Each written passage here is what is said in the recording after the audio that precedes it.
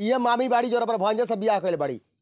सही बात है जी? सही बात है। 30 साल के मामी बाड़ी और मात्र 12 साल का भगिना बा जनो से बियाह कइले बाड़ी। और देख ली गांव समाज के लोग जौन बा गांव समाज जौन लोग बा लागो अगर मार रहे तो का होई? नहीं आई दिखाओ तनी हम हाइये रूम जौन बा हाइये रूम बा जना रूम में ही देखिए मांग में जो सिंदूर लगाए का दीनी के नाम का है तोरे नाम का हो? हाँ। तू ही कोइले बड़ो? हाँ। सिंदूर मंगलसूत्र सब चीज इनके नाम के हो। हाँ, इनके। अब देख लीजिए मांग में थोड़ा पास में। नमस्कार। अभी अपनी के ऐसा घर में आयल बनी सन जवना घर में समझ कि मामी जौन बाड़ी अपना भांजा से बियाह कइले बाड़ी। 30 साल के उबाड़ी और अपना भांजा से बियाह कइले बाड़ी। देखिए देख ली पहले हाँ देख ली ये मामी बाड़ी जो अपना भांजा से बियाह कइले बाड़ी।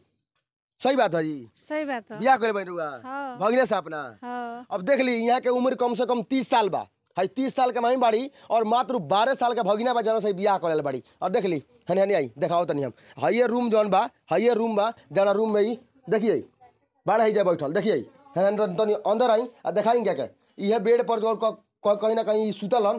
क्या नाम पड़ी तहार? है ना बाहर निकल तो निकली आइए ना निकले बाहरी। क्या नाम है? ऋषि कुमार। हाँ मामी से बियाह कइले बड़ा? हाँ। हाइये मामी से। हाँ। है आई तो जी आई है ना कितना बियाह हो गइलो?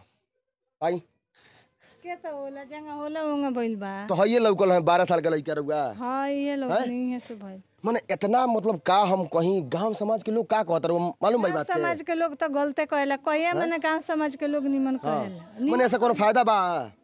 भाई 12 साल का लड़का से बियाह कइला से फायदा बतावे तो भइल बा। अब देख ली हम का कहीं ये लड़का जौन भाई मात्र 12 साल के बा और 12 साल में का नाम पड़ी तहार? ऋषि कुमार। हाँ ऋषि कुमार। हाँ। तो कैसे कैसे मामी से बियाह कइले ह? तारा मन में कहां से आ गइल? इते छोट बड़ा। ते होला हो भइल। हाँ ओपरे मन बियाह हो गइल। प्यार भइल तो शादी भइल। प्यार हो गइल शादी भइल बा। हाँ। तो कब तक चली इस सभी? अब पूरा जिंदगी चली। जिंदगी भर चली? तोरा और शादी बियाह भइलो और मालिक होइए त ई सब कहां गइले लो? अब हम उठिया गइले ना काय उदिया हम अपने जगह पे हाँ। बनी। अब देख ली हम ज्यादा कुछ ना कह लड़का भाई 12 बरस के माई मारे 30 बरस के और दोनों आदमी जो बा अपने में शादी कर ले बाटे। तो ये वीडियो जो बा लगातार सोशल मीडिया पे आजकल वायरल होटाते और ज्यादा कुछ का कहल जाए समाज में समझे कि कैसन प्रभाव पड़ता मालूम बा? बाना हैं? ऐसे भी देखी हम एगो गलत थोड़े ना कइले बनी। लोग तो मतलब बहुत लोग गलत करता।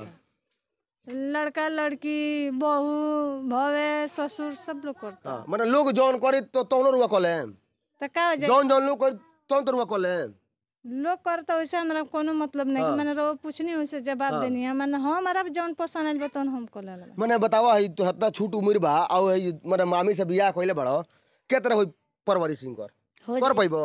कगो लइका बड़ा से रुआ जी? दूगो लइको बड़ा सन तारा देते हैं बताओ हो जाई हो सब हो जाई। हाँ। अब देख लिए कहने का मतलब है कि इनको जो है कहीं ना कहीं ये दिमाग में प्यार भर गया है मामी के प्रति प्यार भर गई बा जवना के वजह से लड़का जौन बा लगातार मामी के नाम लेता है। तो ऐसा का मतलब आफत पड़ल कि बियाह हो गई? आफत तो नहीं मतलब समझ जाए जे हमरा मतलब मन कोइलक तो शादी कोलन। हाँ। मतलब हमरा मन पसंद मन ही मिल बनते हैं हाँ। कोलन। सिंदूर मंगलसूत्र सब चीज इनके नाम के हो। हाँ इनके। अब देख लीजिए मांग में थोड़ा पास में आइए मांग में जो सिंदूर लगाए का दीनी के नाम का है तोरे नाम का हो? हाँ। तू ही कोइले बड़ो? हाँ। सही बात कहत रहो। हाँ सही बात कहते लबराई ना हो? ना। हाँ हाँ तो आगे ही मतलब के तरह चलिए परिवार ही चलो कहीं तार मामा जान जाई है ई वीडियो के देखत होई है आ तार व्यवस्था लागस बड़ा तब कतर होई ना बनी हन ना बरई है ना। राजी बड़े उतर काम से। हाँ।